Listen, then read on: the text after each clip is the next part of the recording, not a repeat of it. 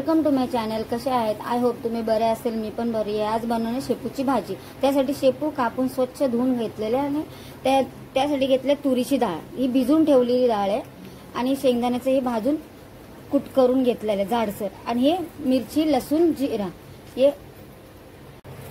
2 चमचे तेल टाकून घेतले. आता थोडेसे राई टाकून घेतले 8-10 चम्मच. आता हे मिरचीचं ठेचा आहे ना, लसूण जिरा टाकून ठेवलेलं ते टाकून घ्यायचं. मिक्स करून घ्यायचं. जरा शेपू टाकून घ्यायचं. आता सगळं मिक्स करून घ्यायचं चांगलं.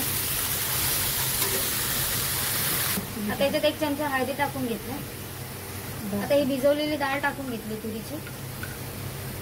मीठ टाकून घेतलं चवीपुरता. आता मिक्स करून घ्यायचं चांगलं.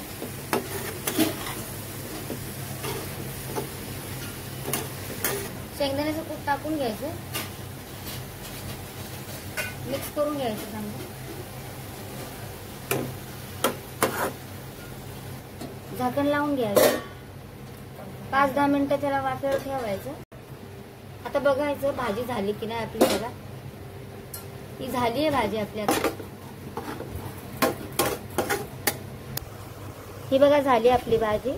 तुम्ही पण करून पहा आणि मला कमेंटमध्ये सांगा. माझ्या चॅनलला लाईक, सबस्क्राईब करा, शेअर करा विसरू नका.